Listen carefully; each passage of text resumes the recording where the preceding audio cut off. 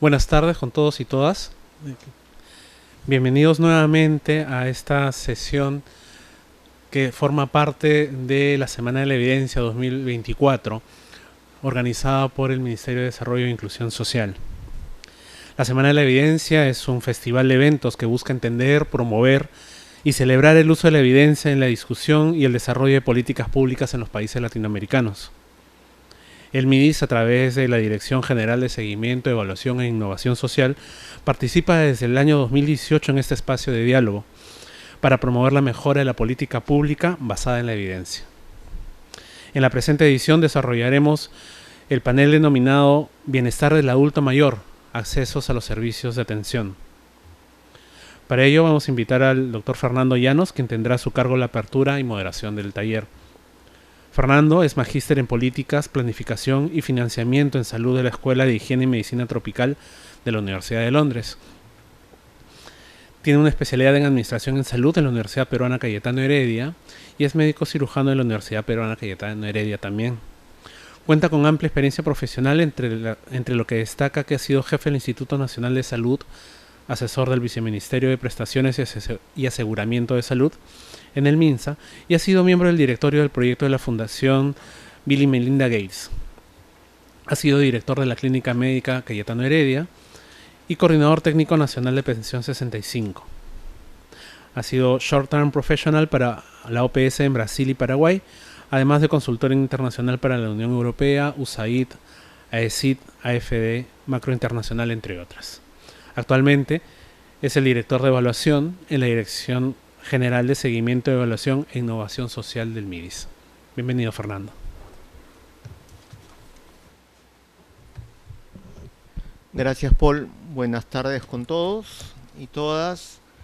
Primero, reiterar la bienvenida a todos los asistentes de manera presencial y virtual en esta última sesión de la Semana de la Evidencia 2024, en la cual el MIDIS participa por sexto año consecutivo, donde lo que queremos es ir forjando una cultura del conocimiento y de la generación de evidencia para mejorar las políticas de salud del país que se requieren con extremada urgencia. ¿Okay?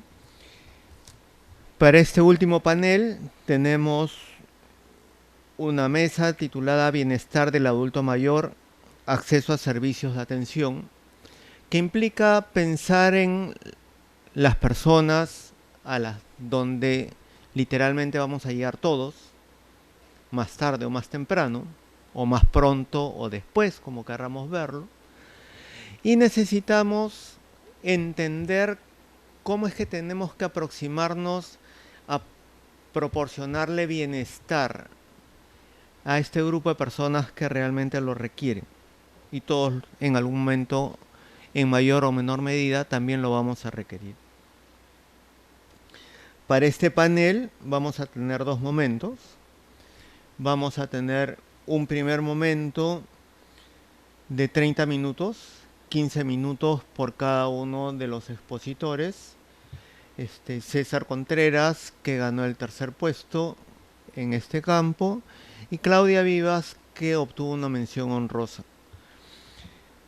Okay. Después de la presentación vamos a tener un segundo momento donde se le va a pedir a los comentaristas, quienes vamos a presentar posteriormente, que nos presenten sus comentarios acerca de las presentaciones de los expositores, acompañado con preguntas referidas a los temas metodológicos que se presenten a lo largo de la presentación, en el entendido de que no existe en el mundo la investigación perfecta.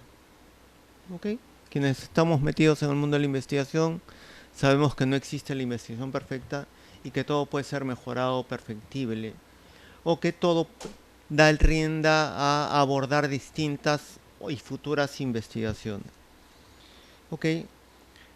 Después, en esa parte tendremos los comentarios de los expositores y cerraremos con un tercer grupo de comentarios de parte de los comentaristas. Ok.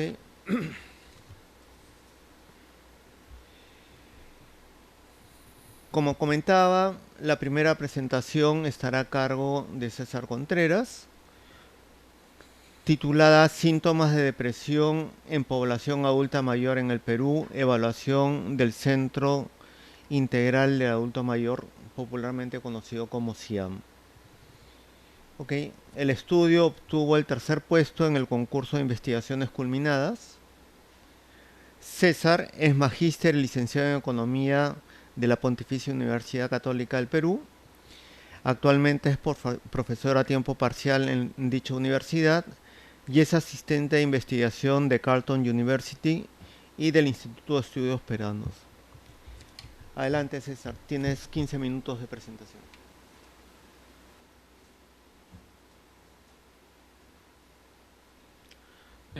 Muchas gracias. Como bien han dicho, mi nombre es César Contreras Soria y hoy voy a exponer una investigación que trata de evaluar al Centro Integral del Adulto Mayor, y para eso quisiera que pensemos primero cuántas políticas nacionales o cuántos instrumentos de política tenemos que combaten a las enfermedades de salud mental, como pueden ser la depresión o la ansiedad. Y más aún, pensemos cuántas de estas políticas se enfocan específicamente en la población adulta mayor. Creería que podríamos contarlo con los dedos de la mano, y en esta oportunidad vamos a ver un programa que no ataca directamente a estas enfermedades, pero sí de forma indirecta puede lograr reducir los síntomas de depresión, y este programa se llama el Centro Integral del Adulto Mayor. Para amenizar esta exposición, quisiera primero que veamos unos cuantos datos. En el gráfico que se muestra a continuación, se ve a la población del Perú dividida cada 5 años, desde los 15 años hasta aproximadamente 80 años por ahí. Y lo que se observa es que los síntomas de depresión van aumentando conforme las personas van aumentando su edad.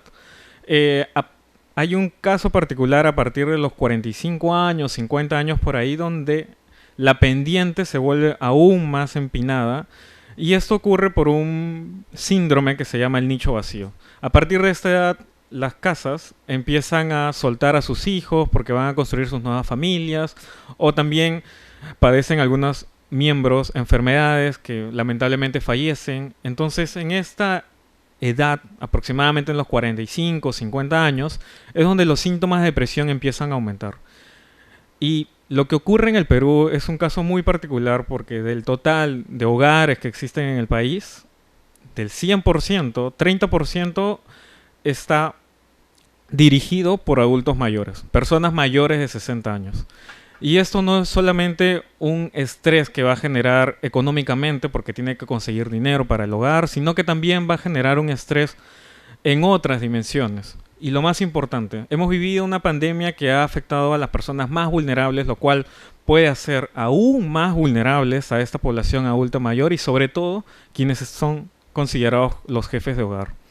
Entonces, en base a esta motivación, es muy importante seguir estudiando a la población adulto mayor, y sobre todo en un área que parece ser tabú en el Perú, que es la salud mental. En la siguiente diapositiva vamos a observar el objetivo de esta investigación, que es evaluar específicamente el impacto del CIAM en los síntomas de depresión de las personas mayores de 60 años a una escala nacional. En la siguiente diapositiva se va a observar una breve descripción de qué tratan estos centros integrales del adulto mayor. Lo principal es que no es un programa nacional comúnmente conocido como Pensión 65, que está adherido a un ministerio, sino que en realidad este programa va de la mano con los gobiernos locales. Depende de cada una de las municipalidades identificar si tienen o no los recursos necesarios para poder crear un CIAM. Una vez que crean el CIAM, las personas pueden inscribirse siempre que vivan en la jurisdicción de la municipalidad, y también siempre que tengan más de 60 años. El proceso de inscripción no es largo, en realidad. Con un DNI y con la respuesta a unas simples preguntas puedes inscribirte. No hay un costo de entrada, no hay un costo de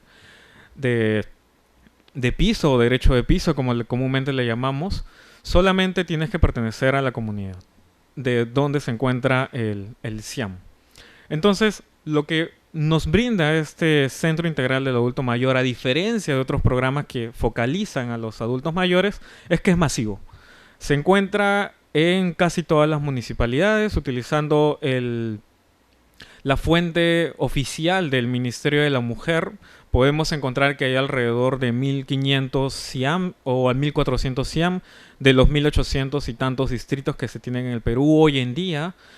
Y otra cosa muy importante es que no todos los adultos mayores asisten al Centro Integral del Adulto Mayor. Únicamente, según los datos oficiales de esta base de datos del Ministerio de la Mujer, un 20% de los adultos mayores está asistiendo al CIAM. En base a este 20%, en base a la literatura cualitativa que ha podido estudiar a los usuarios del Centro Integral del Adulto Mayor, se encuentran efectos, por lo general, favorables a este grupo poblacional. Se encuentran, por ejemplo, algunas entrevistas que mencionan que una persona indica: yo antes no me sentía a gusto, yo antes no me sentía con un propósito en mi vida, pero una vez que entré al Centro Integral del Adulto Mayor, pude lograr recuperar el sentido de mi vida. Entrevistas así abundan en las investigaciones cualitativas, y no solo eso, sino que también no todo es color de rosa, no todo es muy bonito. En realidad, la Defensoría del Pueblo también tiene unas cuantas investigaciones que mencionan la precariedad y la elevada heterogeneidad de los servicios del CIAM. Como bien sabemos, estos CIAM dependen de los gobiernos locales, entonces no todos los gobiernos locales brindan los mismos servicios, y más aún, no todos los gobiernos locales brindan la misma calidad del servicio. Entonces hay todo un panorama bastante heterogéneo sobre los servicios que brinda el CIAM, y en esta investigación tratamos de evaluar cuál es el efecto global a una escala nacional. La metodología en la siguiente diapositiva que se muestra es se basa utilizando tres bases de datos principalmente. El CIRCIAM, que es el registro oficial del Ministerio de la Mujer, que tiene el año de inicio y las personas que asisten al CIAM. Una segunda base de datos, que es la encuesta demográfica de salud familiar, comúnmente conocida como la ENDES, la cual se va a unir al CIRCIAM a nivel de distritos. Y por último, una base de datos que se llama la Superintendencia Nacional de Salud, que es un registro oficial de su salud, que es una base de datos secundaria que va a servir como soporte para evaluar si los resultados obtenidos con la encuesta nacional son claros o son coherentes o no lo son. Entonces, una vez que identificamos la base de datos, en la siguiente diapositiva vamos a observar el modelo econométrico principal que se va a utilizar para evaluar este programa. Lo que se hace es muy sencillo. Vamos a agarrar a todas las poblaciones mayor de 60 años que está en un distrito que tiene CIAM, y vamos a comparar dentro de toda esta población a dos grupos de personas: las que viven en distritos donde hubo CIAM antes del 2019 versus las personas que están en los distritos donde hubo CIAM después del 2019, con la intención de comparar a grupos poblacionales muy iguales y tratar de reducir las potenciales heterogeneidades entre estos dos grupos poblacionales. A esta ecuación se le van a añadir más variables de control, como por ejemplo el sexo, si sufres hipertensión, si sufres de otras enfermedades, el tiempo que consumes alcohol, otras variables muy importantes que están relacionadas con los síntomas de depresión, para tratar de limpiar lo más que podamos el efecto del programa. Asimismo, se van a incluir efectos fijos a nivel anual, y también efectos fijos a nivel regional, para eliminar variables que potencialmente están afectando a grupos de personas. Una vez que se hace esto, seguidamente se van a mostrar los resultados en la siguiente diapositiva, y este es el resultado principal utilizando esa ecuación. Lo que se observa como resultado número 1 es que el acceso prolongado al CIAM, cuantas más veces estás en un distrito donde el CIAM es más antiguo, lleva a una caída significativa en los síntomas de depresión, que tanto va a ser alrededor de un punto. Un punto en una escala de ¿cuánto? Es en una escala de 1 a 27. Un punto de una escala de 1 a 27 parece que no es nada significativo, incluso parece una magnitud súper pequeña, pero si comparamos el promedio nacional de esta muestra, es alrededor de 3 o 2.5 puntos. Entonces, un punto en un promedio de 3 es bastante alto, es casi la tercera parte de lo que sufre la muestra que se está estudiando. Una cosa adicional que nos muestra este resultado principal es que el cian tiene un límite. Sí es cierto que exponerte más al cian está generando una reducción en los síntomas de depresión, pero no es cierto que exponerte por 20 años o por muchos años va a seguir reduciendo. No, el cian tiene un límite y ese límite parece ser 1.5 puntos en la escala del índice de presión que va de 1 a 27, perdón. Entonces, de aquí podemos sacar dos conclusiones. Uno, el efecto es significativo. Dos, el efecto del cian no es del todo longevo, no es constante en el tiempo, no va a ser para toda la vida, tiene un límite. En la siguiente diapositiva podemos ver que el efecto principal lo podemos someter a múltiples pruebas de robustez. En una primera instancia podemos decir, me convence la especificación que tú estás haciendo, pero no me queda claro si lo que tú estás haciendo se puede usar en otro grupo poblacional. Porque tal vez este efecto que estamos viendo nosotros no es solamente específico para las personas mayores de 60 años. ¿Qué tal si usamos otro grupo poblacional? No debería existir ningún efecto. Y eso es exactamente lo que sucede. No existe un efecto en otros grupos poblacionales. Una segunda prueba que se hace es, ¿qué tal si cambiamos el efecto del tratamiento? Es decir, nuestros controles pasan a ser tratados y nuestros tratados empiezan a ser controles. Vamos a asignar un nuevo tratamiento de acuerdo a qué tan cerca estás de un cian. Y este es una prueba placebo, no debería salir significativo y efectivamente no sale significativo si cambiamos la asignación del tratamiento. Un tercer punto es, lo que estamos haciendo es una ecuación muy particular. ¿Qué tal si ajustamos la ecuación utilizando otras medidas? Ya no el efecto fijo regional, ya no el efecto fijo anual, ya no agarramos esa forma ad hoc que tú estás usando en la ecuación número 1, sino que las variamos. Hacemos eso y el efecto aún permanece significativo, es decir, que no se está obteniendo un efecto específico a una forma de ecuación, sino que a múltiples. En un cuarto ejercicio lo que hacemos es, hay que ver la distribución, porque ¿qué tal si los tratados tienen una distribución de la población muy distinta a los controles? Es decir, en los tratados tal vez hay gente más joven y en los controles hay gente más longeva. Entonces, lo que estaría pasando es que el efecto del cian se está concentrando en los más jóvenes y sin duda los más jóvenes, entre los 60 y 65 años, tienen menos síntomas de depresión que los que tienen 80 o casi 100 años. Vemos la distribución de la muestra y son relativamente similares, entonces el efecto no varía de acuerdo a la muestra.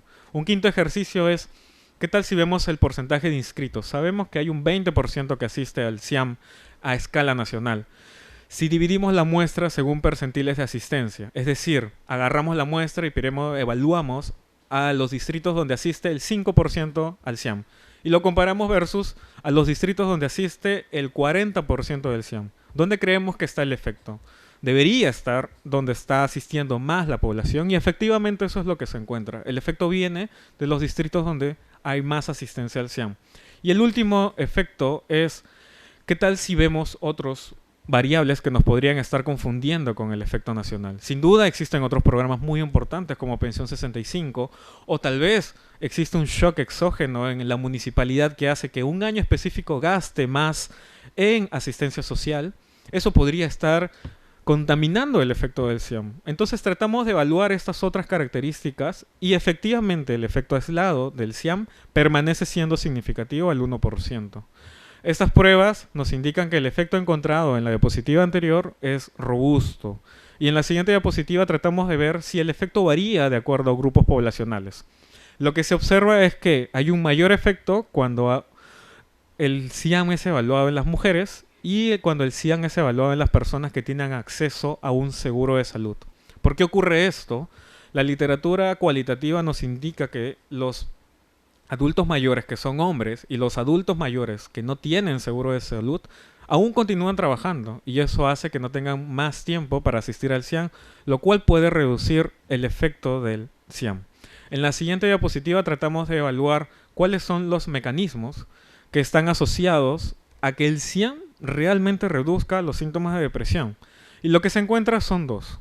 Uno es que la nutrición está mejorando en la población adulta mayor. ¿La nutrición en qué sentido? No estamos hablando de una tabla nutricional, sino que estamos hablando de nutrición entendida como la alimentación comiendo ensaladas y también la nutrición entendida como el índice de masa corporal. Estas dos variables están mejorando para las personas que asisten al CIAM.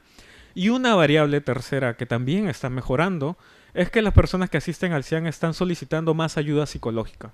No sabemos si están pidiendo la ayuda psicológica en el CIAM, en un centro de salud o en otro lugar, pero lo están haciendo. Entonces estas tres variables nos indican de que el efecto del CIAM está funcionando por sus talleres. Talleres de nutrición, talleres de ayuda psicológica o alguna otra orientación que está vinculada a estas variables. Sin embargo, no podemos decir que únicamente el CIAM está haciendo efectivos sus talleres, sino que también podríamos decir lo siguiente. En base a la literatura cualitativa, se muestra que las personas adultas mayores están diciendo, ahora yo he encontrado un sentido de comunidad en el CIAM. Están tratándome de una forma diferente. Entonces el CIAM no solamente está funcionando como un lugar donde se cumplen talleres, sino que a escala nacional también está dando un sentido de comunidad y pertenencia, lo cual puede estar impactando a los síntomas de depresión. Y en la siguiente diapositiva, ya casi para terminar, la conclusión es que el efecto del CIAM es robusto a múltiples ejercicios y parece ser que el efecto del CIAM está traduciéndose en una mejora de la calidad de vida, entendido como una asignación de sentido de comunidad a la población adulta mayor. Entonces, para finalizar en la siguiente diapositiva, las implicancias de políticas serían tres. Una a corto plazo es tratar de identificar cuáles son las barreras que no permiten que más adultos mayores asistan al CIAM. Hay una gran barrera que son institucionales que tienen que ver con toda esta literatura sobre la descentralización en el Perú, que está bastante estudiada y que en realidad deja mucho que hablar. Al parecer la descentralización no está funcionando como esperábamos y tenemos gobiernos locales donde el gasto público no está siendo ejecutado al 100%, o en los casos donde está siendo ejecutado al 100%, los servicios no son tan beneficiosos para la población. Una recomendación a mediano plazo podría ser tratar de recopilar estadísticas que sigan a la población adulto mayor que está integrada al Centro Integral del Adulto Mayor. No existe una estadística que sea fiel al Centro Integral del Adulto Mayor, como en el caso de Pensión 65, donde sí hay estadísticas específicas para este programa nacional. Y una tercera recomendación a largo plazo, y ya para terminar la exposición, es que si bien por un lado tenemos al CIAM, que reúne alrededor de 20% de la población adulto mayor, y por otro lado tenemos a Pensión 65, que te reúne a cerca del 25% de la población más pobre mayor de 65 años, podríamos pensar tal vez en un programa conjunto que vincule al CIAM y que vincule al Pensión 65. Yo creería que esto sería un superprograma que podría acabar con mayor probabilidad los síntomas de depresión y más aún pensar en disminuir la enfermedad de la depresión. Gracias por su escucha.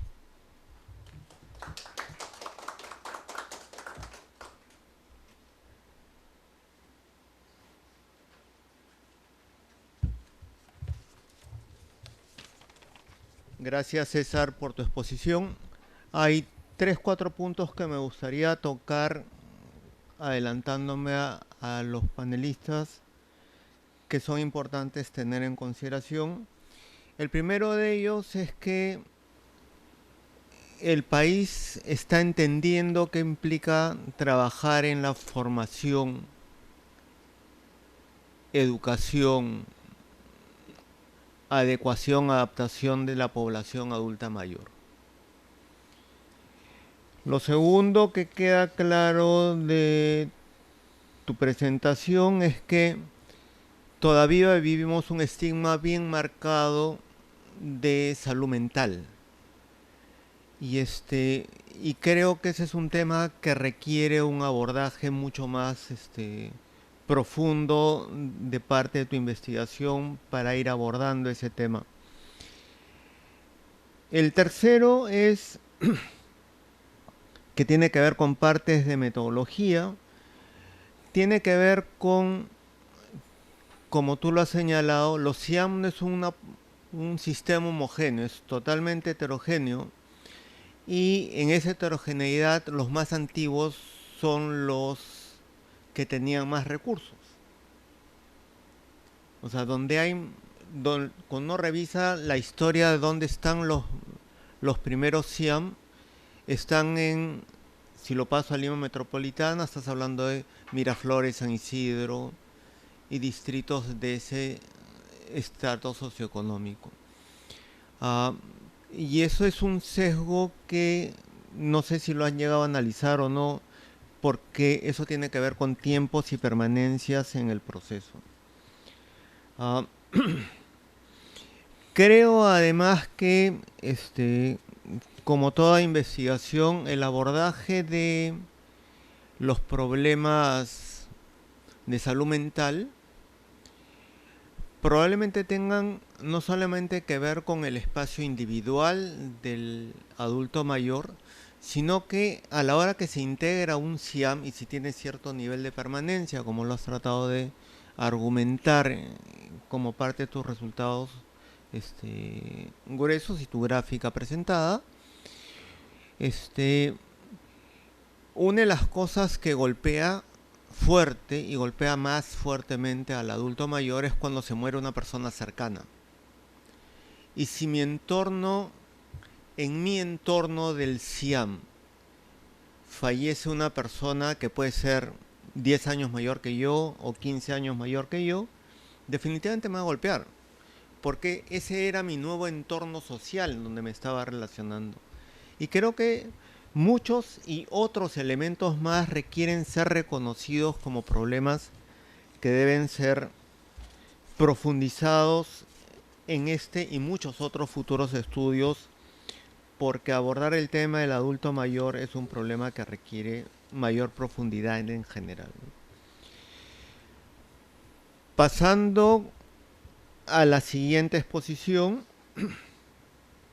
vamos a presentar a Claudia Vivas, quien nos va a exponer el impacto del tiempo de viaje en el acceso a servicios de salud para adultos mayores en el Perú.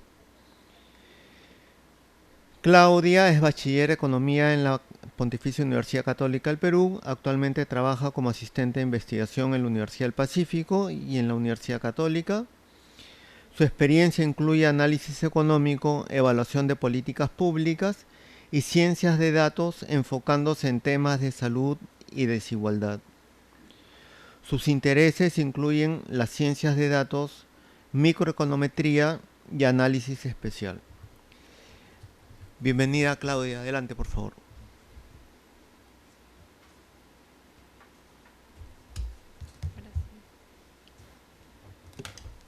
Hola, ya.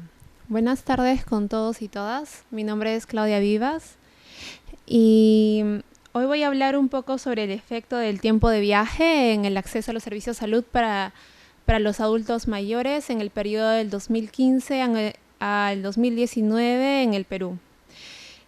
Para empezar un poco con la motivación de esta investigación, es que me puse a pensar de que la composición demográfica de la población está cambiando, la tasa de natalidad está bajando y la esperanza de vida está subiendo, lo cual implica que la población está envejeciendo. Y por otro lado, me puse a pensar cómo es que iba a desarrollarse, qué retos iba a enfrentar el sistema de salud al tener una población envejecida. En ese marco, también me puse a pensar cuáles son las desigualdades actuales para poder acceder a los servicios de salud, y teniendo en cuenta que Perú es un país bastante accidentado en su geografía, me planteé la siguiente pregunta. ¿Cuál es el efecto del tiempo de viaje sobre el acceso a los servicios de salud en los adultos mayores en el Perú entre el 2015 y 2019? Siguiente. Lo que acabo de mencionar un poco es ya la introducción. No me quiero adelantar un poco los resultados, así que siguiente. La hipótesis, o bueno, el objetivo de esta investigación es estimar el efecto del tiempo de viaje en el acceso a los servicios de salud. Y la hipótesis que yo manejo es que en promedio altos tiempos de viaje reducen el acceso a los servicios de salud de los adultos mayores porque el tiempo de transporte hacia los centros de salud es un costo de oportunidad que se convierte en una barrera geográfica al acceso a los centros de salud, debido a que este tiempo o costo de oportunidad puede ser valorizado en horas de trabajo. Siguiente.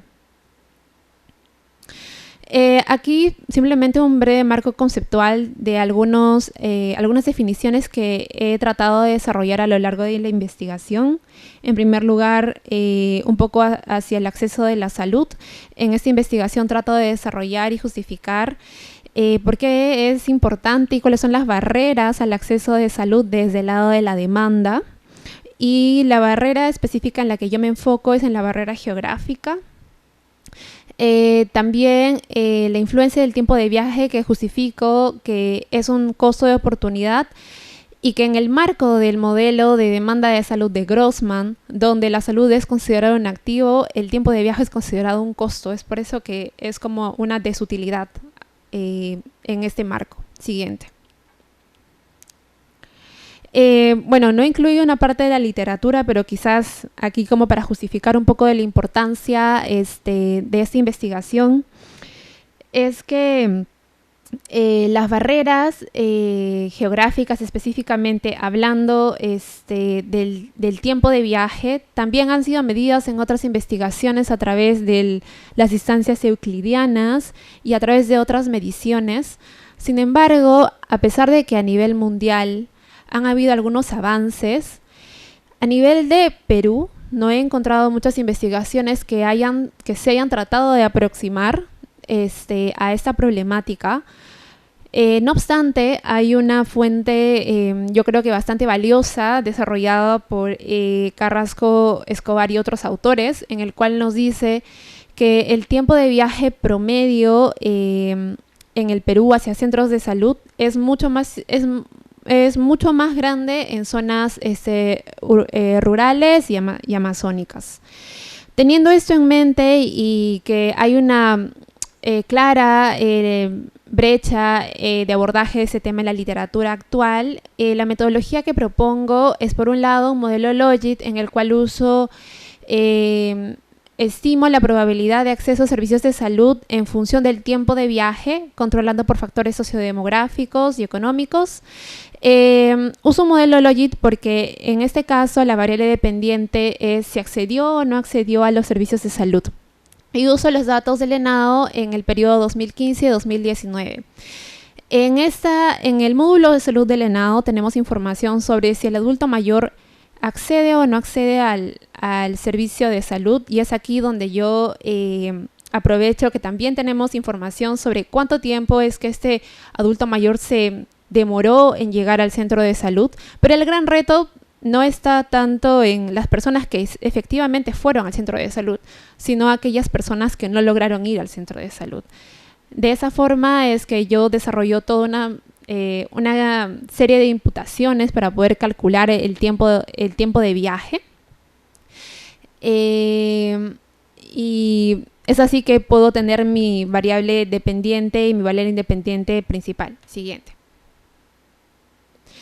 Algunos resultados que quisiera compartir es que hay dos variables o dos características importantes para los adultos mayores.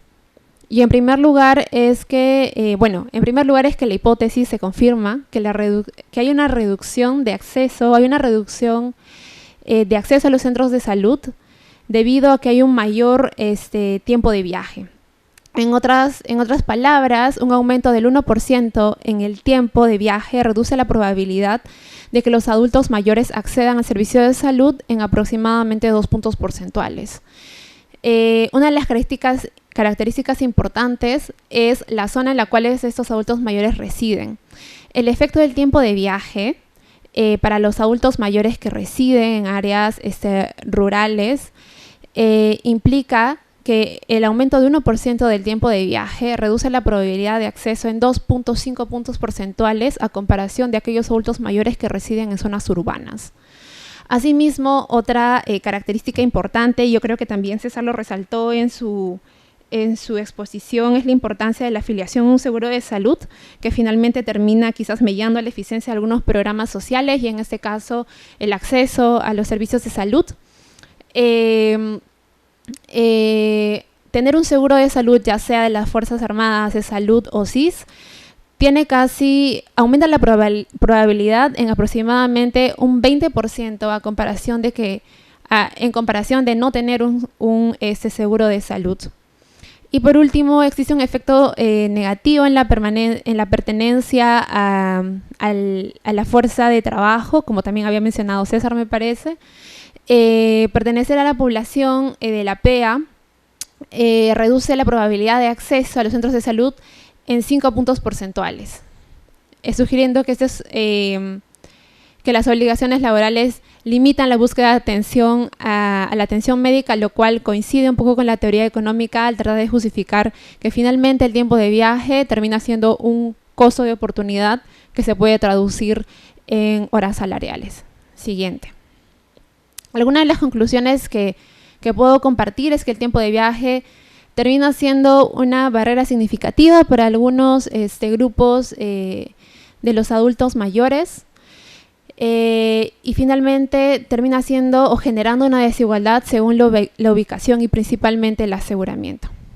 Y quiero terminar con algunas quizás recomendaciones de política a las cuales quizás pueden sonar, o por lo menos desde mi experiencia, desde la corta experiencia que tengo, pueden sonar un poco quizás descabelladas. Es que quizás debería de haber una mayor colaboración entre el Ministerio de Transportes y Comunicaciones y el Ministerio de Salud y gobiernos regionales para poder acercar un poco estos establecimientos a los adultos mayores y también quizás realocalizar o redistribuir los centros de salud para que las personas puedan acceder con menor tiempo a un servicio de salud.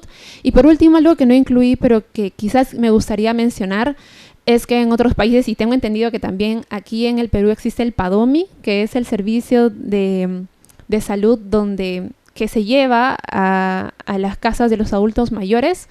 Sin embargo, no estoy tan segura cuál ha sido como los efectos ni sus alcances, pero creo que es considerable como mencionarlo. Eso sería todo. Muchas gracias.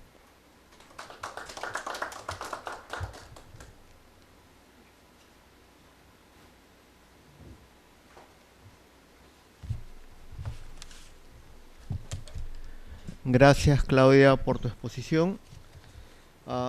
Muy interesante el tema. Creo que hay muchas cosas que conversar ahí. La primera es señalar que como país nosotros no tenemos un sistema de salud, sino, como lo repito en reiterados espacios académicos, tenemos un collage de salud, porque un sistema implica que hay interrelación e interacción entre los distintos sistemas, entre distintas partes del sistema. Y en el caso de salud, nosotros no tenemos un sistema, porque tenemos el Ministerio de Salud y los gobiernos regionales por un lado, la Seguridad Social por otro lado, las sanidades por otro lado, los espacios de salud privados por otro lado, con fines de lucro, y los espacios de salud sin fines de lucro por otro lado, y no hay interacción. La experiencia de la pandemia lastimosamente nos mostró esa triste realidad. Yo quiero centrarme en un punto nada más de tu presentación, y es cuando tú mencionas que la población que tiene seguro de salud tiene un comportamiento distinto. La respuesta a eso, desde una mirada como médico y como investigador, está vinculado al hecho de que entre 70 y 80% de la población es población informal en el Perú, que es una realidad fáctica. Segundo, la población que cuenta con ese tipo de seguros o es porque ellos son asegurados en primera instancia. Eso quiere decir que fueron trabajadores formales y por lo tanto cuentan con el seguro, o son padres, en el caso de los adultos mayores, de sus hijos, valga la redundancia, que tienen seguro y que pueden al momento poderlos afiliar en esa condición. Y entonces es un segmento de mercado completamente distinto que requiere un abordaje integral diferenciado. Eso no anula ninguno de los resultados de tu investigación, sino que nos muestra que, dada la gran heterogeneidad de nuestro país, tu investigación es un punto de partida de múltiples otros temas que se requieren considerar. Ok, continuando con la segunda ronda, vamos a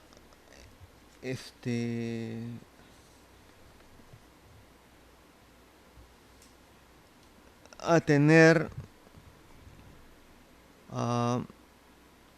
comentarios de parte de Tania y de Ahmed sobre las exposiciones. Tendrán 5 minutos para alcanzar comentarios. Voy a presentar a cada uno de los expositores. La primera comentarista es Tania Tello. Tania es médico geriatra, magíster en geriatría y gerontología. Es médico asistente al servicio de geriatría del Hospital Cayetano Heredia. Es docente de la Universidad Peruana Cayetano Heredia. Es miembro titular del Instituto de Gerontología de Cayetano. Y tiene como áreas de investigación envejecimiento, fragilidad, velocidad de la marcha, valoración geriátrica integral, sueño, enfermedades crónicas. Entonces, tienes 5 minutos, Tania, por favor. Buenas tardes con todos. Agradecer por la invitación como comentarista después de 2 presentaciones de trabajos de investigación en el área de envejecimiento. Y felicitar a ambos ponentes investigadores. Como ustedes mismos han mencionado, la investigación en el área de geriatría y gerontología es escasa en nuestro país y es necesario hacerla basada en base de datos, que es muy importante, porque tenemos instituciones del Estado que la realizan con un presupuesto elevado y es necesario aprovechar esa información que se tiene, que nos va a servir para tener información de base, obviamente con las limitaciones que probablemente ustedes también ya le han mencionado, pero es una información muy importante. Respecto al primer trabajo de investigación del magíster César Contreras, síntomas de depresión en adultos mayores, evaluación del CIAM. Algunos comentarios en general del tema es que los CIAM son centros integrales de adulto mayor que de alguna otra manera tienen que ver con el Estado, los gobiernos regionales, pero también tenemos los CAM de salud, que es para las poblaciones pensionistas, y que estos centros durante el COVID-19 pues ayudaron a que las personas mayores, quizás más aquellos que tenían acceso a internet, puedan lograr tener algún tipo de talleres vía Zoom, lo cual mejoró de alguna otra manera este aislamiento que se presentó durante este tiempo. Se ha visto que las personas mayores, el tener redes sociales es muy importante. Las redes sociales se ha visto que mejora los problemas de salud mental. No es el único factor, pero sí aquellas personas que tienen más amigos, que van a estos cursos, talleres, a CIAM, CAN, o otros centros, a veces parroquiales, o centros diferentes, a veces que son de ONGs, de algunos clubes, se ha visto que mejora en diferentes estudios de investigación en la parte de depresión, la parte cognitiva también, influye, porque hay diferentes tipos de talleres. Pero en nuestro país lo que se ve que las que más van son las mujeres, tanto cuando ustedes van a los CAM, CIAM o CAM, mujeres. Pero, sin embargo, uno ve, y el Instituto Nacional de Estadística e Informática menciona que el 50.6% de las personas mayores son población económicamente activa. Claro que sí, ¿no? Pero de alguna otra manera, así no trabajen las personas varones, hay una resistencia muchas veces a acudir a estos CIAM. Y eso también puede ser diferentes tipos de intervenciones que uno podría sacar. ¿Por qué los varones no quieren ir a estos centros integrales de adulto mayor? No, uno se pregunta, pero es lo que uno evidencia.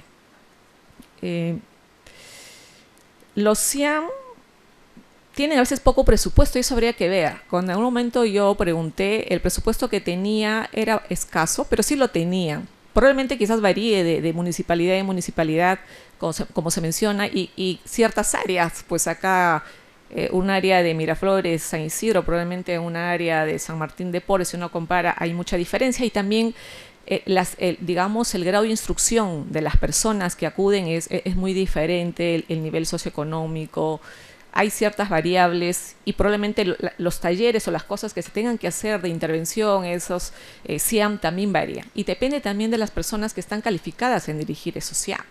En los CAM de salud lo dirigen asistentes sociales, psicólogas normalmente, probablemente muchas de ellas sí tengan capacitación en esa área y hacen una capacitación porque ellos tienen el servicio subgerencia social del adulto mayor y dentro de ellos hay un específico que se encarga y hacen ciertos cursos, talleres y capacitan a las coordinadoras de los CAM de salud, por ejemplo.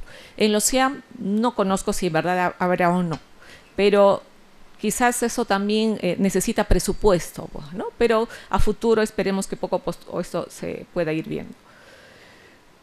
En la base de datos del CIR-CIAM, ¿cuánto fue la población total? Es una pregunta para el doctor. ¿Qué porcentaje fueron mujeres? Si tiene del dato de lo que asistieron. Y el instrumento que utilizaron, eso lo sacaron por el ENDES, ¿no? Como yo sé que el PHQ, el puntaje, y si esos 2 puntos clínicamente representaban disminución en sí, porque estadísticamente me puede salir que bajar los 2 puntos sí es estadísticamente significativo y que se ve que disminuye depresión, pero yo clínicamente en el paciente no lo veo. Obviamente al ser base de datos a veces es imposible tener esa información. Yo creo que este trabajo sirve para futuras, ¿no? digamos, publicaciones, investigaciones en esta área de salud mental, que la población adulta mayor, más o menos el 20% de adultos mayores sufren de problemas de salud mental y dentro de ellos no solo depresión, sino ansiedad, ¿no? Y muchas veces son motivos de acudir visitas a emergencia en forma repetitiva, que mi presión alta se subió y a pesar que están 3, 4 antihipertensivos y muchas veces son los trastornos de ansiedad o depresión juntos, que a veces son multifactoriales desde motivos económicos, familiares, que hacen que estas personas acudan a los establecimientos tanto del primer nivel de atención como del tercer nivel de atención. Yo creo que felicitar al ponente porque es una base de datos, es un modelo matemático muy interesante que a veces nosotros leemos más la parte, digamos, tradicional, ¿no? Dura, pero así es un modelo económico, matemático, como podrían llamarle, muy interesante, ¿no? Que uno ve con base de datos inmensas, ¿no? Porque la población total debe ser muy, muy grande. Sí, felicitarle al primer ponente. Siguiendo con la segunda investigadora, el bachiller Claudia Vivas, igual, el efecto del tiempo de viaje en el acceso a servicios de salud para adultos mayores en el Perú es muy importante. Y probablemente no solo en el área rural, sino también acá en Lima, que estamos en mismo Lima y la población es muy heterogénea. En las personas mayores es muy importante el entorno en el que uno vive, ¿no? Actualmente, por ejemplo, el OMS clasifica lo que es capacidad intrínseca y capacidad funcional. Capacidad intrínseca es todo lo que tiene que ver la parte cognitiva, física, social, emocional, espiritual de la persona adulta mayor. Pero si no tiene un entorno adecuado, las relaciones que pueda tener, ciudades amigables para personas mayores, que tiene que ver mucho a veces con el traslado, la distancia, estas personas, pues su capacidad funcional no va a ser óptima, ¿no? Y la capacidad funcional en las personas mayores es muy heterogénea. Tenemos una capacidad funcional intacta, que son personas mayores muy saludables, que ustedes pueden ver que tienen 80, 85 años, que se van solas a consultorio, que mentalmente están muy bien, anímicamente también, a pesar de muchas veces que económicamente no están bien, pero ellos, su capacidad funcional es muy buena. Hay un grupo que es intermedio, que pueden tener carga de enfermedades, que ya pueden tener un grado de deterioro cognitivo y quizás algo de dependencia para algunas actividades de la vida diaria, y hay un grupo que es con una capacidad funcional muy deteriorada, que ya necesitan la presencia de un familiar o cuidador, que lamentablemente en nuestro país lo asume la familia, que mayormente es una hija, es mujer, y muchos de ellos dejan de trabajar por cuidar a esta persona adulta mayor, por llevar a sus citas, y eso también tiene un impacto, porque de alguna u otra manera no tiene este acceso a estos servicios de salud. Uno es probablemente, si alguien vive en zona de San Martín de Porres, bien lejano, tiene que subir como 100 escaleras paradas, y si esa persona ya es dependiente, necesita que le carguen, y ella vive solo con la madre, obviamente el costo, y luego muchos tienen que ser trasladados en taxi, ¿no? Y la distancia y los costos económicos que significa el traslado acá mismo en Lima. Probablemente en provincia sea mucho más, porque existe un centro de atención primaria a veces muy alejado a otras zonas. Por eso que en algún momento el MIDIS, cuando hacía los pagos de pensión 65, aprovechaba y hacía que sean evaluados por el centro de salud en ese momento. Tomarles la presión, una serie de actividades de salud, aprovechando, porque luego cobraban y no venían probablemente hasta al 2 meses después para la próxima pensión. Entonces, la dependencia funcional es un factor muy importante, por lo que muchas veces las personas mayores necesitan ser acompañadas para que vayan a su cita médica. Muchos de ellos a veces no escuchan, tienen una hipoacusia moderada severa, que eso también posibilita. Y muchas veces por eso los centros de atención también tienen que estar preparados para atender personas mayores. No solo los médicos, ¿no?, ni las enfermeras, sino el que da la cita. Lo otro son las citas prolongadas. También es un defecto, porque las citas pueden dar, venga, en 4 meses, y no va porque la cita nunca le han sacado. Y muchas veces ahora las citas son por internet, ¿no?, por correo, que por WhatsApp. ¿Y qué tenemos? Que el 15% de adultos mayores solamente tienen acceso a internet. Y en zonas rurales específicamente, ¿no? Este es más alto a nivel nacional, pero en zonas rurales es 14%. Entonces ellos no saben los teléfonos inteligentes muchas veces utilizarlo, tiene que sacar la cita el nieto, el hijo y todo lo demás. Entonces son factores también que hay que ver. Como mencionó también el doctor Fernando, los asegurados de las Fuerzas Armadas en adultos mayores es una población cautiva muy pequeña, ¿no? Probablemente ellos son atendidos mayormente acá en Lima, porque en provincia policlínicos o centros son escasos, mínimos, y en zonas rurales no hay, ¿no? Ellos son bien cautivos, entonces probablemente sí hay un seguimiento. Lo que usted mencionó, es necesario los servicios continuados. O sea, en las personas adultas mayores el sistema de salud se tiene que adaptar a ellos, y para eso necesitan servicios continuados. ¿Qué significa esto? Que las personas mayores no solo se atienden en consulta externa, tienen que ser vistos si se hospitaliza en unidad de agudos, si necesitan rehabilitación en centro de media estancia, si necesitan medicina de rehabilitación digamos, en un centro de día, si en casa, atención domiciliaria, y está PADOME, uno de los, digamos, de salud que lo tiene. Algunas instituciones del MINSA también están teniendo ya en lo que es paliativo, pero muchas veces el recurso humano es muy, muy pobre para toda la población, y como usted menciona, el 13.9% de la población es adulta mayor, y la población que más crece son los más de 80 años, y esa población probablemente crezca con mayor dependencia.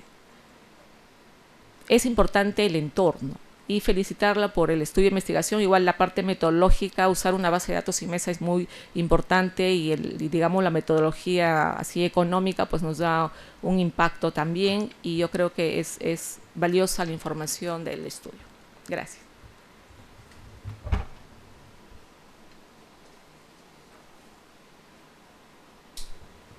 Gracias, Tania, por tus palabras. Un tema que me había olvidado de señalar es, hace algún tiempo conversando con algunos psiquiatras decían, no te olvides nunca que el PHQ-9 es una prueba de tamizaje, y que el diagnóstico de depresión es otra cosa, que creo que es una variable interesante a tener en consideración como aspectos a considerar. A continuación tenemos como segundo comentarista a Ahmed Agüero. Ahmed, con quien nos conocemos buena cantidad de años atrás, es magíster en gestión pública y políticas públicas, cuenta con amplia experiencia en gestión de proyectos y programas sociales, con énfasis en temas de adolescencia, secundaria rural, personas adultas mayores y con discapacidad. Ha trabajado en ONGs, ha trabajado en el Ministerio de Educación y en el programa Contigo. Actualmente es director general de la Dirección General de Calidad de la Gestión de las prestaciones sociales aquí en el MIDIS y se desempeña como docente en la Pontificia Universidad Católica del Perú. Adelante, Ahmed. Primero, muchas gracias por el espacio. Ya este espacio que va organizando la Dirección General de Seguimiento y Evaluación, un espacio que conozco hace un buen tiempo, de verdad es muy bueno que se pueda tener este tipo de dinámicas para generación de conocimiento, para que además las políticas públicas mejoren cada vez. Y aún más si se trata de tener estudios o experiencias de jóvenes profesionales que están empezando a trabajar en esta dinámica o con interés de trabajar en la dinámica que tiene que ver entre el Estado y la sociedad, ¿no? En este caso yo quiero iniciar con un par de preguntas, en realidad una dirigida a cada uno de los dos investigadores, a César, a Claudia. En el caso de César, la investigación me quedó la duda de si es que se había identificado alguna variación según cantidad de participaciones que tenían los adultos mayores en el CIAM, o alguna frecuencia, ¿no? Si es que eso hacía variar el impacto en cómo se encontraban ellos en términos de luego su salud mental. No sé, por decir, hay algunos CIAM que dadas sus condiciones económicas, dadas las condiciones económicas del espacio, pueden hacer actividades semanales, pueden hacer actividades a veces más de una actividad semanal, 3, 4, dependiendo del distrito, pero en cambio en otros territorios los CIAM a veces se limitan a tener actividades una vez cada quincena y eso va variando. Y esta pregunta se asocia un poquito con lo que comentaba también Tania, en relación a cómo se gestionan los CIAM. Los CIAM es un modelo de gestión desde el Estado peruano que tiene un punto importante de gestión descentralizada. Son los gobiernos locales los que finalmente se encargan de ver cómo se van a organizar, cómo se van a trabajar. Finalmente los gobiernos locales, desde la Ley Orgánica de Municipalidades, tienen la función de cuidar o de proteger a las personas adultas mayores, pero no es que tengan necesariamente por ley que tener un área, ¿no? Lo que tienen es encargado a una persona que cumpla las funciones que tienen que ver con esta temática. Entonces, en un municipio grande, acá en Lima provincias o en Lima capital, podríamos tener un área, una dirección completa que se dedica al tema de adultos mayores y un centro especial para el CIAM, ¿no? Pero en una municipalidad, en el territorio, en el resto del país, en una municipalidad rural, puedes encontrar que toda la municipalidad está conformada por 5 o 6 personas y cada una de ellas cumple 10 o 20 funciones. Una de esas funciones es organizar o trabajar con las personas adultas mayores. Entonces, eso determina mucho la dinámica o la posibilidad de que los CIAM puedan tener una mayor o menor organización de actividades dentro del territorio para las personas adultas mayores. Esto es está bajo la rectoría del Ministerio de la Mujer y de Poblaciones Vulnerables. Sin embargo, hay una responsabilidad directa del gobierno local, quien es el que gestiona este tema.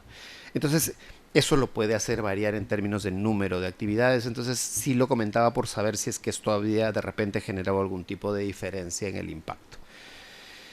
En el caso de Claudia, en tu investigación, que además creo que se complementan interesantemente bien con la investigación que ha hecho César, creo que lo otro que preguntaría es en el términos de la calidad de ese tema del viaje, ¿no? Porque claro, se habla del tiempo, pero como también tiene que ver con dónde está el servicio de salud, con quienes acceden a ese servicio de salud, probablemente estamos hablando de personas que se tienen que trasladar a su servicio de salud en transporte público o en menos buenas condiciones que en ciertos determinados territorios. Entonces de repente no solo es el tiempo, sino la calidad de ese servicio de transporte en el que se tendrían que trasladar. Estaba pensando, y ahí yo tengo un sesgo y lo confieso porque he estado trabajando en el programa contigo, estaba pensando en las personas con discapacidad severa.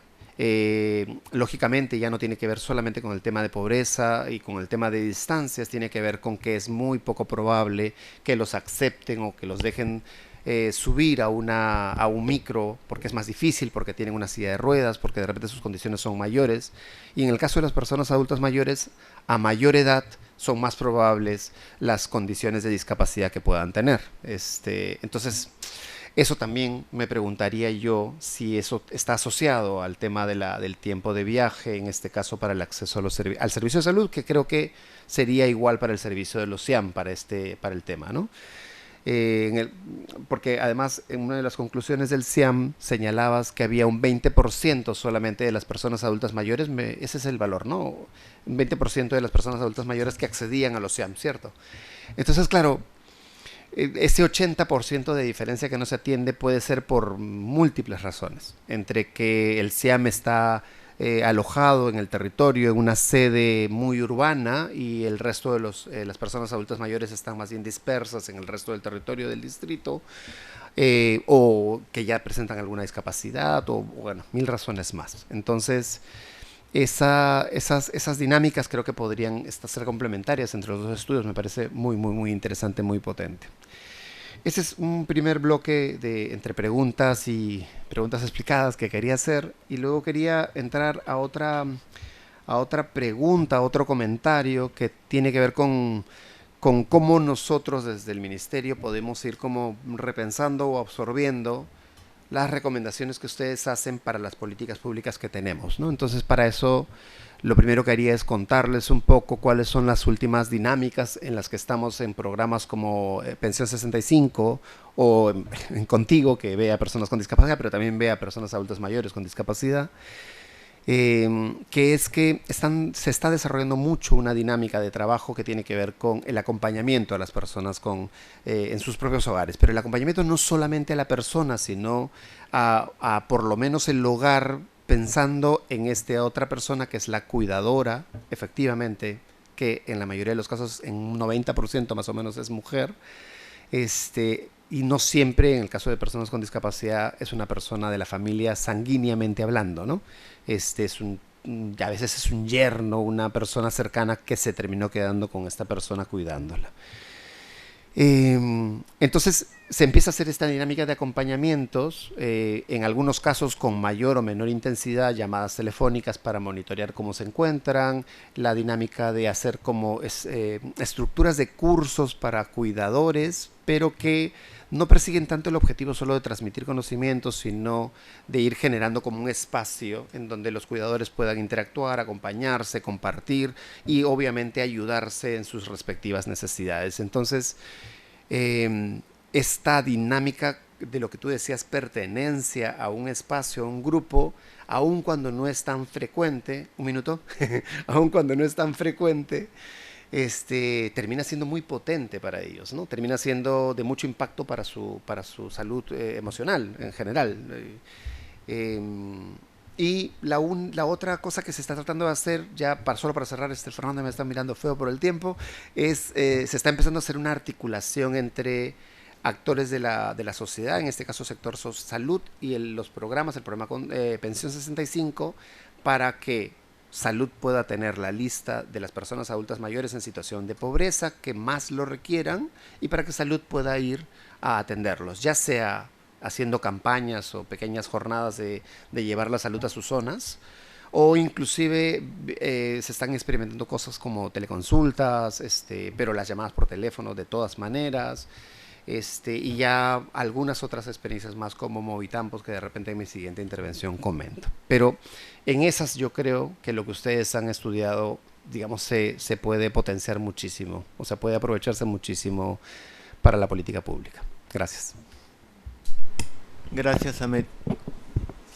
Pasando a la siguiente etapa, vamos a tener de parte de los expositores 4 minutos para tratar de responder las preguntas que han sido bastante largas. Vamos a pedir que traten de ser breves. Yo simplemente quiero terminar de colocar una pequeña perlita extra en el tema que tiene que ver con, en el caso de los dos estudios, el tema del CIAM termina trabajando con adultos mayores habitualmente que no tienen discapacidad. ¿Ok? O los que tienen discapacidad van en silla de ruedas, pero el resto no va. ¿Ok? En el caso de la distancia al establecimiento de salud, no sé qué parámetro se toma, porque como médico puedo afirmar que una cosa es que yo sea un paciente adulto mayor que tiene una diabetes que está controlada y todo está normal a las mil maravillas, ¿okay? Que voy a mi establecimiento de primer nivel y que no tengo mucho problema. Y otra cosa es que tenga que irme hasta el Hospital Cayetano y vivo en Puente Piedra. Entonces, eso marca una diferencia. Y eso me llevó, en el marco de una lectura que vengo haciendo de distintos artículos, a una reflexión que apareció en uno de los artículos sobre si estas iniciativas de políticas que buscan reducir inequidades, en este caso los dos ejemplos de las dos investigaciones, no terminan trabajando manteniendo igual inequidades sobre otro grupo poblacional, más vulnerable, más discapacitado, con más limitaciones, etcétera. Y eso lo suelto como pregunta y les doy el tiempo para sus respuestas. Muchas gracias. Bueno, me toca empezar a mí. Voy a empezar con un comentario que había hecho Fernando. Es muy distinto hablar de síntoma de depresión y sin duda es muy distinto hablar de la depresión, ¿no? Fernando había mencionado y también Tania había mencionado la investigación que he realizado se hace en base al PHQ-9. Y como bien lo han señalado ambos, es únicamente para evaluar un tamizaje.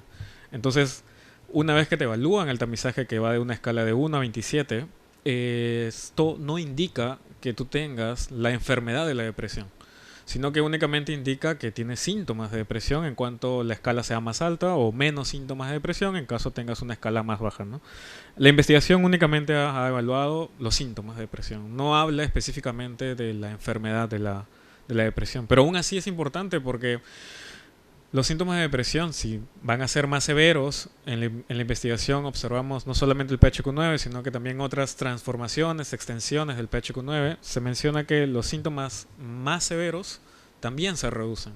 Entonces, esta investigación no solo es importante porque evalúa el PHQ-9 en sí, sino que también a las modificaciones, extensiones que hacen que sea más valioso la reducción del síntoma de depresión. Y luego yéndose a las preguntas de Tania, en total existen como 450.000 personas en el CIAM al 2024, ¿no? Entonces, eso es, ¿qué tanto? Bueno, alrededor del 20%, ¿no? Y eso que hay algunas missing value en la base de datos, es decir, hay algunos valores perdidos que no se pueden leer correctamente, entonces tal vez estaríamos hablando de un 20-25% por ahí más o menos, lo cual no es mucho, sin duda no es mucho. Y aparte quienes asisten al CIAM son las personas que tienen la posibilidad de dejar de trabajar algunas horas con la intención de disfrutar de los talleres, ¿no? Lo cual es algo bastante sorprendente, ¿no? Porque la población, como bien lo había indicado por allí, Javier, existen muchas personas que aún continúan trabajando, ¿no? Tania también lo señaló. Las mujeres corresponden al 56% del CIRCIAN, entonces sí, también hay más mujeres en el CIAN que hombres. Y sobre la siguiente pregunta de Tania, que era ¿cómo saber si esto es estadísticamente significativo más allá del modelo econométrico?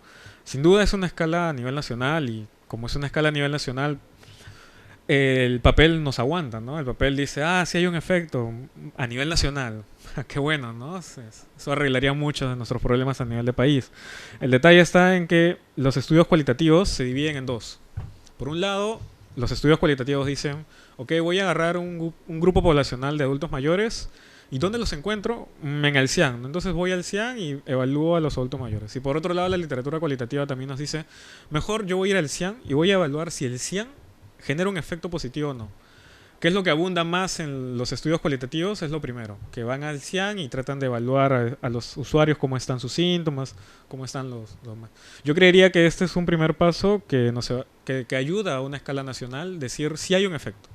Pero sin duda el comentario de Tania es aún más pertinente.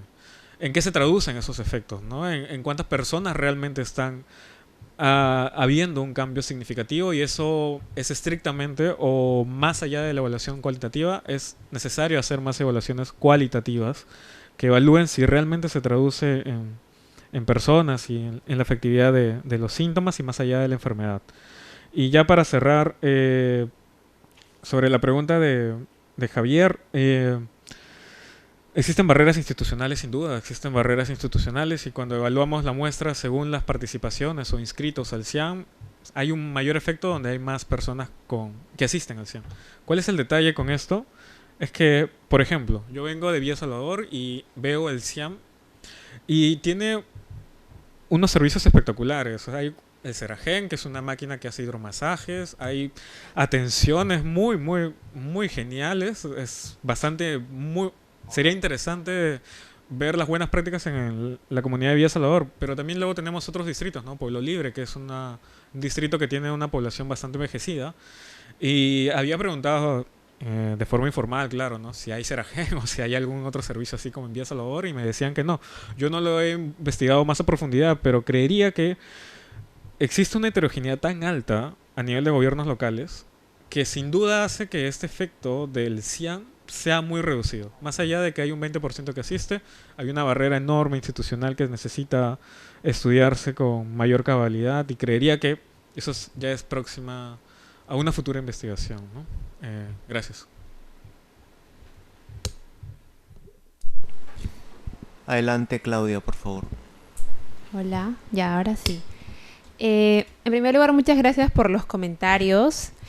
Me gustaría empezar por el tema, por ejemplo, de el aumento de la probabilidad de ir a un centro de salud condicionado a que alguien está asegurado o afiliado a un seguro de salud.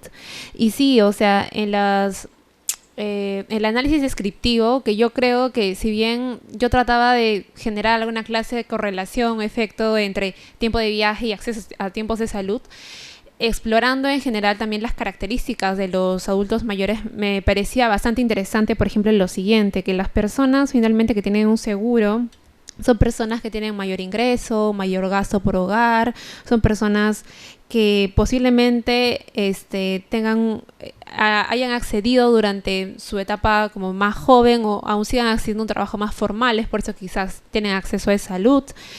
Y adicional a esto, es que algo que me llamó la atención, recuerdo, es que muchas de las personas que estaban asociadas o aseguradas de salud no iban a centros como que de salud de primer nivel, sino que la mayoría iba de frente a hospitales, ¿no? Entonces, y teniendo en cuenta que no hay como muchos hospitales a comparación de otros centros de salud de menor nivel, ahí parece ser como medio indiferente el tiempo de viaje para estas personas, ¿no? Y yo creo que eso también está asociado a algo que había dicho, me parece, Tania, sobre la capacidad funcional. Es que en las regresiones que hice también consideré, por ejemplo, dos variables quizás proxy de la calidad o el estado de salud física de los adultos mayores, que era el hecho de tener o no enfermedades crónicas, y por otro lado la carga, ¿no? ¿Cuántas enfermedades por lo menos, o sea, como que reportaban tener estos adultos mayores?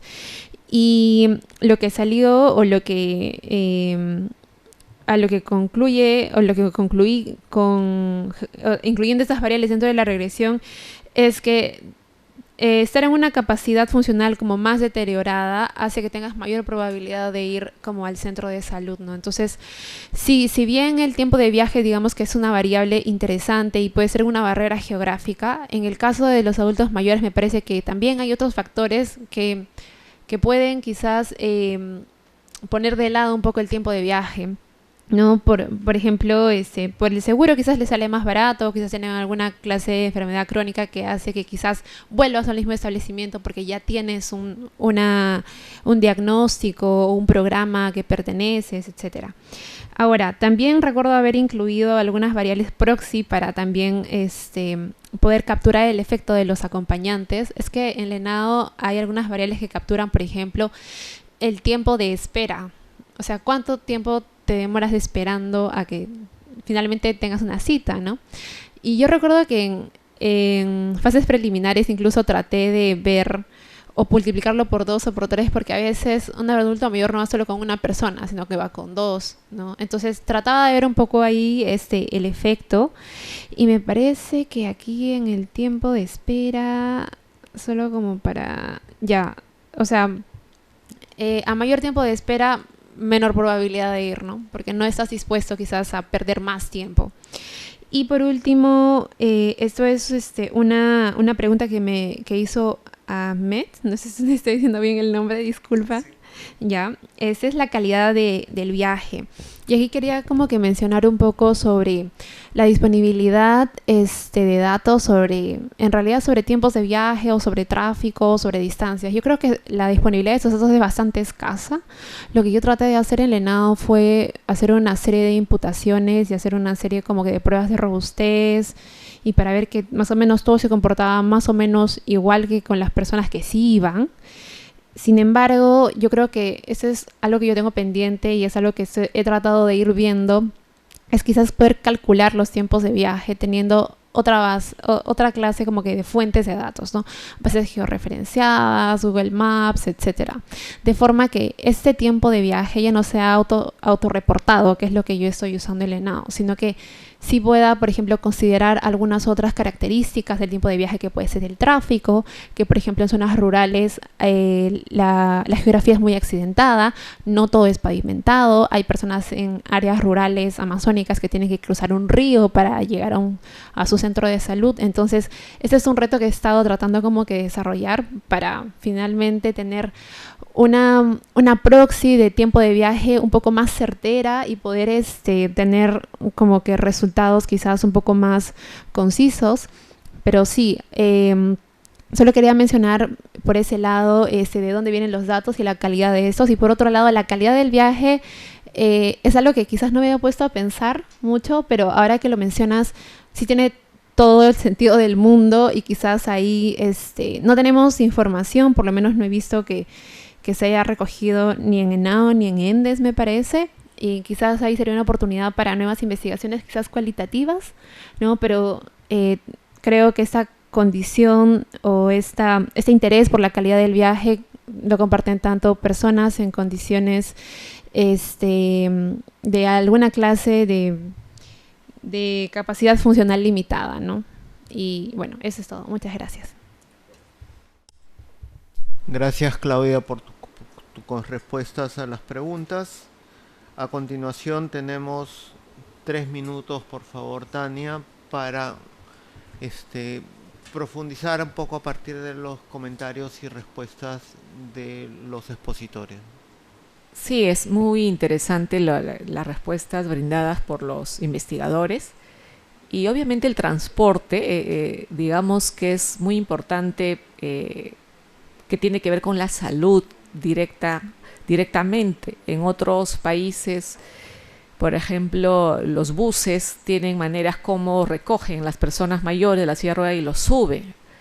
Nuestro sistema de transporte en Lima metropolitana y probablemente en las principales provincias quizás del país están muy saturadas y probablemente, bueno, actualmente las están modificando, pero es un factor muy importante y también económico porque, como estábamos mencionando, el tomar un taxi, sobre todo en las personas dependientes. El acceso a servicios de salud en las personas mayores es limitado. De alguna otra manera, por eso existe también la discriminación en las personas mayores. Si existe un día y fechas que tratamos de evitar esto, ¿no? Y uno debe evitar el ayeísmo por edad. Y dentro de ello también está el hacer investigación en personas mayores para poder mejorar las políticas públicas. Los sistemas de salud deben estar adecuados a las personas mayores y debemos tener servicios continuados. Muchas personas ya con dependencia, capacidad funcional muy pobre, deberían ser atendidas en domicilio. Y para eso tendríamos que tener un sistema de salud que vaya a domicilio, ya sea en Lima metropolitana y también en provincias. Y eso falta adecuarlos. Uno se pregunta si América Latina está preparada para un envejecimiento poblacional como lo tenemos acelerado. No, nuestro país peor. Probablemente se han hecho muchas políticas públicas actual, el MIRIS es uno de ellos, un ejemplo, y lo importante es que está buscando evidencia científica. Yo creo que eso es importante, ¿no? Los CAM de salud también tienen algunas publicaciones, pero probablemente como los CIAM, es la primera vez que yo escucho algo así con una base de datos bien grande del impacto que pueda tener lo que están haciendo. Tenemos la información de que sí, las redes sociales, la parte recreativa, emocional, sí ayuda en las personas mayores, en la parte de salud mental, pero necesitamos ir ampliando con más investigación como lo han hecho. La atención primaria es el primer nivel de, digamos, de contacto con todas las personas, pero nuestro nivel de atención primaria en nuestro país, en Lima es pobre, no hay una red integrada de servicios. en provincia peor. Y otro es que, por ejemplo, en zonas rurales a veces el centro de salud está muy lejos, alejado. O sea, está 3 horas, 4 horas. Solo saber eso hace que las personas no vayan. Y como mencionan, muchas veces van de frente a un nivel 3. Y en el nivel 3 el manejo es diferente, y lo que se mencionó ya de las citas y todo lo demás, pues empeora la situación. Yo creo que hay que seguir haciendo investigación en el área de envejecimiento, en la parte de geriatría, gerontología, en la parte de esto de políticas públicas, en estos estudios económicos, matemáticos, con grande base de datos que de alguna u otra manera nos dan información. Y digamos que no se invierte mucho en ese estudio probablemente, porque ya tenemos esa información, pero sí sirve de base de datos, de base de información para futuras intervenciones o otros proyectos que podrían ser muy interesantes, ¿no? Gracias. Gracias. No, de hecho, felicitar el trabajo que han hecho, está súper interesante. Además, en la calidad de sus respuestas se nota la solvencia de la investigación que han realizado, así que felicitaciones primero por eso también.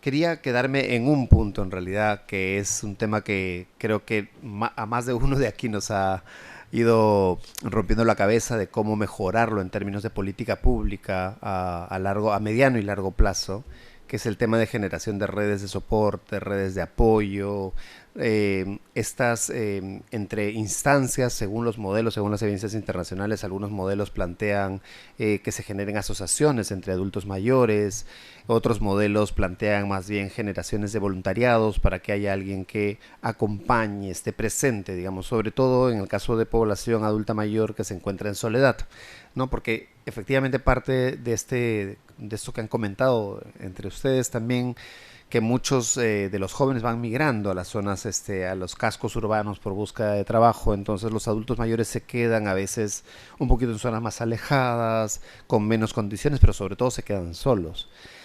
Y esto impacta también en el tema de soledad, en las probabilidades de que saque cita, de que se pueda mover, de que deje la casa. Creo que ahí hay todo un componente enorme de características que impactan muchísimo en la calidad de vida en la que se encuentran las personas adultas mayores, más aún aquellas que se encuentran en situación de pobreza o pobreza extrema. Entonces las redes, desde sus diferentes formas o figuras, ya sea a través del CIAM, ya sea a través de los CAM, a través de otros espacios que puedan ayudar a que estas personas se sientan parte de algo, creo que tienen que primero potenciarse, y creo que pueden impactar importantemente en su salud, ¿no? En su salud en general. En ese sentido, creo que el intento de Pensión 65, el intento de Contigo, de generar estas pequeñas redes de soporte, primero de soporte a nivel primario en el sentido de familiares o cuidadores, ¿no? Y luego ya a nivel de comunidad, de otros integrantes de la comunidad que puedan servir como alertas para cuando una persona se queda solo, no se le ve, de repente si tiene un accidente, para que se pueda reportar y verificar que se encuentra en buen estado de salud. O si sencillamente los gobiernos locales cumplen una función importantísima que tienen que tener, es que estén registrados a todas las personas adultas mayores en sus sistemas, de tal manera que se pueda saber quiénes requieren más servicios o menos servicios, ¿no? Entonces toda esa dinámica es la dinámica en la que se ha empezado a potenciar cada vez el trabajo que está haciendo Pensión 65, por ejemplo, ¿no? Así que estos datos que ustedes brindan creo que fortalecen la posibilidad de construir una experiencia de estas características. Así que por eso también muchas gracias. Eso, Fernando.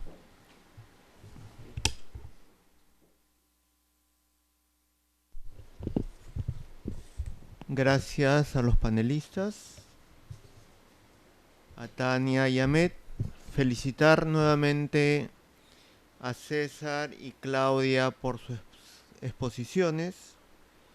Si trato de resumir, sin entrar en los datos, a lo que hemos venido hablando, creo que hemos enfatizado algunos puntos que es importante resaltar. El tema de promover la investigación como fuentes de evidencia que permitan el trabajo articulado entre los grupos profesionales. Creo también que este divorcio planteado en algún momento entre la investigación cuantitativa y cualitativa, yo creo que debería pasar, no al pasado, a la prehistoria debería pasar, porque creo que es algo que está como una tara en nuestra sociedad. Creo además que a lo largo de los distintos comentarios se ha ido hablando de la importancia de la dación de políticas públicas. La dación de políticas públicas tiene que ir acompañada de procesos planificados de implementación adecuada de políticas públicas, que implica pasar de una visión monosectorial a una visión que sea transectorial como parte del ejercicio, pero además implica pensar en hacer gestión pública y hacer que las personas seamos gestores en los espacios donde los desarrollemos. Además implica que este esfuerzo de César y Claudia, como los otros investigadores que habían participado en los concursos, la investigación no va a acabar nunca, porque siempre hay cosas que innovar y siempre hay cosas que mejorar. Y por lo tanto necesitamos generar un espacio que sea vinculante entre los estudios y la gestión pública. Y creo que este espacio de la Semana de la Evidencia es un reto en esta lógica de construcción de evidencias que genere valores, que cuestione a los gestores, que cuestione a la academia, que obligue a que sociedad y Estado entendamos que no podemos seguir trabajando como espacios estancos divorciados, que implica trabajar academia y sector público, para ponerlo en sencillo.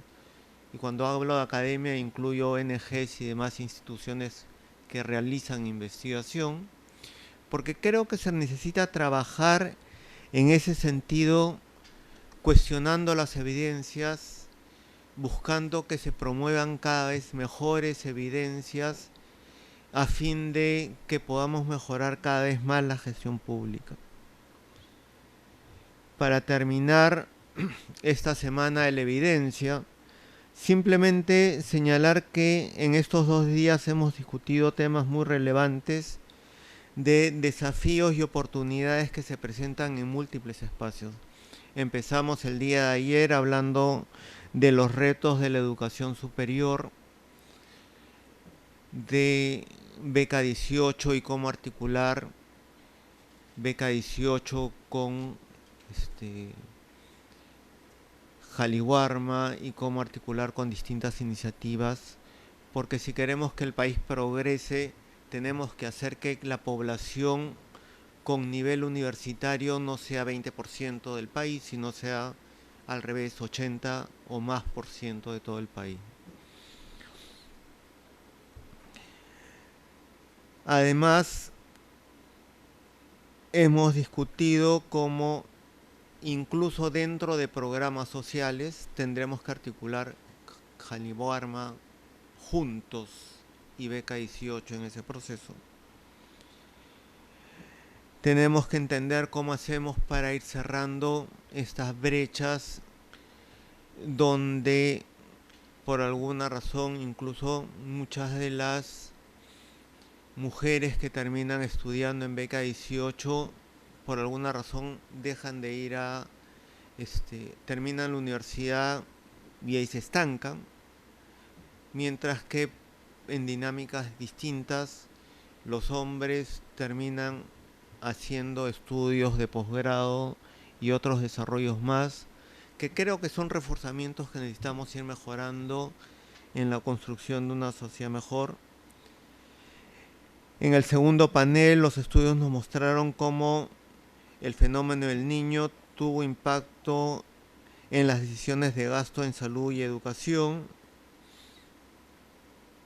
y obviamente cuál ha sido el impacto de las ollas comunes en términos de organización y resiliencia comunitaria, terminando en espacios de diálogo sobre qué cosa implica ser ciudadanos, qué implica la ciudadanía como parte de los retos de construcción de país.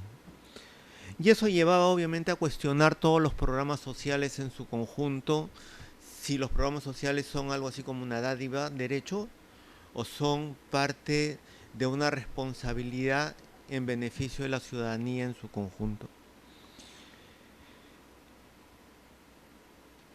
En este último panel hemos terminado hablando de la atención en los adultos mayores en dos espacios, tanto en el tema de acceso al CIAM, discutiendo y entrando a discutir los problemas del sistema de salud o el llamado Sistema de Salud Nacional, y también la distancia y las inequidades en el acceso a los servicios de salud de la población en distintos lugares.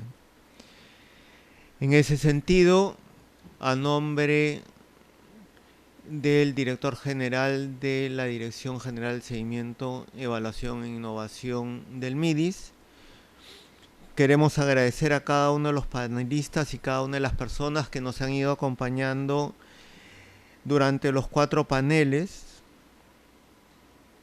También quiero destacar que es importante seguir abriendo estos espacios de diálogo, idealmente de manera permanente, y esperamos que podamos seguir contando con la participación de mayor cantidad de personas en las actividades de discusión de evidencias, que son espacios de reflexión entre instituciones académicas, ONGs y el MIDIS, donde todos ustedes y toda la población que nos está escuchando pueda tener acceso y compartir los beneficios de las investigaciones en el marco de generar conocimiento. Para terminar, señalar que necesitamos construir políticas cada vez más informadas, centradas en evidencias, que permitan mejorar cada vez más la calidad de vida de todos los ciudadanos peruanos. Ok, sin más, simplemente agradecer la presencia. Hasta luego. Agradecemos al doctor Fernando Llanos por su brillante conducción del panel, así como las conclusiones y las palabras de clausura. Queremos agradecerles nuevamente a todos ustedes por su participación en esta edición de la Semana de la la Semana de la Evidencia 2024. Y aprovechamos para invitarles a la ceremonia de premiación de la primera ventana de innovación social, que se realizará el día miércoles 4 de diciembre, en la que se presentarán a los ganadores y menciones honrosas de estas iniciativas de innovación presentadas en el marco de esta ventana. Para conocer los detalles del lugar, el horario y las invitaciones, por favor, síganos a través de las redes sociales de Evidencia MIDIS para conocer no solamente detalles de este evento próximo, sino además toda la información derivada de los estudios e investigaciones que desarrollamos en la Dirección de Evaluación, Seguimiento e Innovación Social. Muchas gracias y hasta una próxima oportunidad.